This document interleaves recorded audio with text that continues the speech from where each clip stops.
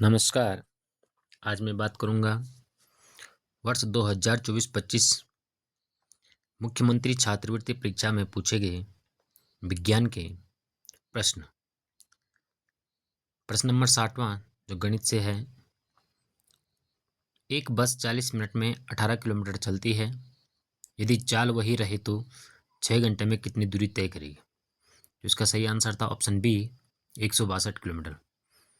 61वां प्रश्न था, निम्नलिखित में से भोजन का कौन सा अवयव कोई पोषक तत्व प्रदान नहीं करता है? इसका सही आंसर था रेशा आहारी रेशा, ऑप्शन बी। 62वां प्रश्न है, वायुमंडल में नाइट्रोजन गैस की संगत मात्रा है। वायुमंडल में जो नाइट्रोजन की मात्रा है इसका ऑप्शन बी 78%। 63वां प्रश्न है, निम्नलिखित में से कौन से खाद्य पदार्थ में कार्बोहाइड्रेट नहीं पाया जाता है? तो ऑप्शन डी चना, क्योंकि चने में प्रोटीन की मात्रा पाई जाती है। 64वां प्रश्न है, लकड़ी की एक चम्मच आइसक्रीम से भरे प्याले में डुबोई जाती है, इसका दूसरा सिरा? ऑप्शन डी ठंडा नहीं होगा। 65वां प्रश्न था, जंग का रासायनिक सूत्र है। ऑप्शन ए Fe2O3। 66वां प्रश्न है, निम्नलिखित में से कौन सी गैस अग्निशामक यंत्र में काम आती है? Option A carbon dioxide. 67वां प्रश्न, जंग को रोकने के लिए धातु का गैल्वेनीकरण किया जाता है। इसका सही आंसर है, जंग को रोकने के लिए किस धातु का गैल्वेनीकरण किया जाता है? लोहे का, ऑप्शन ए सही आंसर है। गैल्वेनीकरण में जिंक की परत चढ़ाते हैं, मगर जंग को रोकने के लिए धातु का लोहे का गैल्वेनीकरण किया जाता है इसमें, ऑप्शन ए सही आंसर। 68वां प्रश्न है, सफेद फास्फोरस का कमरे के तापमान में वायु की उपस्थिति में जलना कहलाता है। ऑप्शन सी स्वतः दहन। 69वां प्रश्न है, नेप्थलीन गोलियां उपकरण उपयोग की जाती है। नेप्थलीन की गोलियां, ऑप्शन बी कीट भगाने हेतु। 70वां प्रश्न है, निम्नलिखित कथनों को पढ़कर सही विकल्प का चयन करें। तो इसका सही आंसर था ऑप्शन सी, सेकंड और थर्ड सही कथन है। कोक कार्बन का शुद्ध रूप है और कोलतार रंजक, दवाओं व पेंट जैसे पदार्थों का स्रोत है। 71वां प्रश्न है, मृत वनस्पतियों के कोयला में परिवर्तित होने की प्रक्रिया क्या कहलाती है? Option B कार्बनीकरण। 72वां प्रश्न है, एक ईंधन के 800 ग्राम मात्रा का पूर्ण दहन होने पर 5600 किलो जूल ऊष्मा मुक्त होती है। ईंधन का कैलोरी मान है। ऑप्शन डी 7000 किलो जूल प्रति किलोग्राम। 73वां प्रश्न है, पेट्रोलियम उत्पाद जिसका उपयोग ईंधन के रूप में नहीं किया जाता है। Option C petroleum jelly. 74वां प्रश्न है, गुड़हल की पत्तियों में जालिकावत शिराविन्यास पाया जाता है, तो इस पौधों की जड़ें होती हैं मूसला जड़। ऑप्शन ए सही है। 75वां प्रश्न था, निम्नलिखित में से कौन सा विटामिन हमारे शरीर की हड्डियों और दांतों के लिए कैल्शियम का उपयोग करने में मदद करता है? ऑप्शन डी अर्थात विटामिन डी। 76वां प्रश्न, निम्नलिखित में से कौन अपने शरीर से नाइट्रोजनी अपशिष्ट का उत्सर्जन मुख्यतः यूरिक अम्ल के रूप में करते हैं? ऑप्शन सी कबूतर। अर्थात जो पक्षियां होती हैं वो अपना अपशिष्ट पदार्थों का उत्सर्जन यूरिक अम्ल के रूप में करती हैं।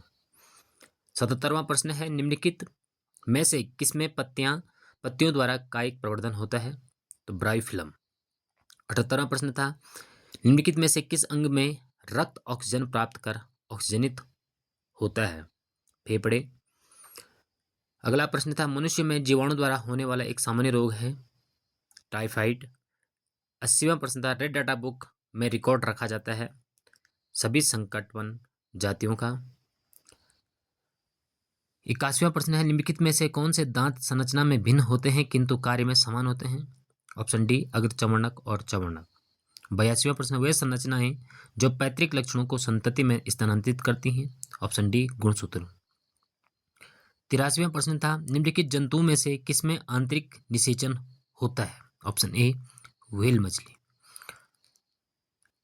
एक कृषक अपने खेत में जैविक खाद का उपयोग कर रहा है, ऐसा करने से क्या लाभ होगा? ऑप्शन सी मिट्टी में पोषक तत्वों की मात्रा में वृद्धि होगी। 85वां प्रश्न है, भूसे से अनाज पृथक करने की प्रक्रिया क्या कहलाती है? फटकना। 86वां प्रश्न था, निम्नलिखित कथनों में धमनियों से संबंधित सही कथन का चयन कीजिए। ऑप्शन 20 का सही था। धमनियों की बत्ती मोटी एवं लचीली होती है। 87वां प्रश्न था, निम्नलिखित में से कौन सा कथन सत्य है? ऑप्शन ए, अमरबेल एक पादप परजीवी है। 88वां प्रश्न था, सूर्य के प्रकाश और घूमती हुई पृथ्वी द्वारा निम्नलिखित में से किस प्रकार की गति नहीं प्रदर्शित नहीं की जाती है? ऑप्शन सी, सरल रेखीय गति। 89वां प्रश्न था, एक स्वतंत्रता पूर्वक लटकाया हुआ छड़ चुंबक हमेशा ठहरता है उत्तर और दक्षिण दिशा में। 90वां प्रश्न है, विद्युत सेल एक युक्ति है जो रासायनिक ऊर्जा को विद्युत ऊर्जा में परिवर्तित करती है। 91वां प्रश्न था, गणित से संबंधित है। देहरादून से दिल्ली तक की दूरी 360 किलोमीटर है।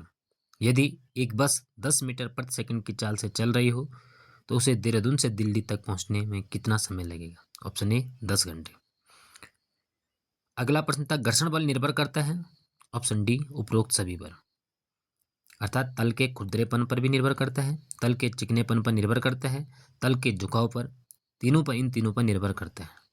93वां प्रश्न था, निम्नलिखित में से कौन सौर मंडल का सदस्य नहीं है? ऑप्शन सी, नक्षत्र या तारामंडल। 94वां प्रश्न है, एक पानी के गिलास में रखे नींबू बड़े हुए दिखाई देते हैं क्योंकि? ऑप्शन ए, पानी अपने घनत्व के कारण उत्तल लेंस की भांति व्यवहार करता है। 95वां प्रश्न था, एक कार का पश्च दर्पण समतल दर्पण है।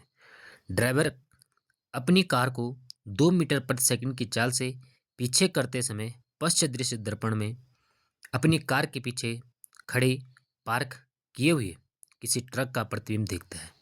ड्राइवर को ट्रक का प्रतिबिंब जिस चाल से अपनी ओर आता प्रतीत होगा वह है। इसका सही ऑप्शन था ऑप्शन ए, 4 मीटर प्रति सेकंड। कथन है और इस पे कारण है। अगला प्रश्न है, भिन्न भिन्न आवश्यकताओं के लिए विभिन्न पदार्थ और विभिन्न लंबाई और तथा मोटाई के तारों का प्रयोग किया जाता है। कारण है, तार में उत्पन्न ऊष्मा की मात्रा तार के पदार्थ लंबाई तथा मोटाई पर निर्भर करते हैं। तो इसका सही आंसर था बी, ए तथा आर दोनों सत्य हैं, परंतु आर जो है ए की सही व्याख्या नहीं कर पा रहा है। 97वां प्रश्न, चालक तार के किस गुण का उपयोग विद्युत फ्यूज बनाने में किया जाता है? इसका सही आंसर था आंसर बी, निम्न गलनांक। 98वां प्रश्न है, निम्नलिखित में से कौन सा रंग सफेद प्रकाश की किरण में नहीं पाया जाता है? ऑप्शन डी, काला रंग। 99वां प्रश्न है, मानव कानों के लिए सभ्यता प्राप्त होती है। ऑप्शन बी, 20 हर्ट्ज से 20,000 हर्ट्ज तक। 100वां प्रश्न था, कथन है और कारण है, गुरुत्वाकर्षण बल के कारण सेब जमीन पर गिरता है। कारण है, गुरुत्वाकर्षण बल एक संपर्क बल है। तो इसका सही आंसर सी, ए सही है, परंतु आर असत्य है। वीडियो आपको अच्छी लगी हो लाइक शेयर एंड सब्सक्राइब जरूर करें।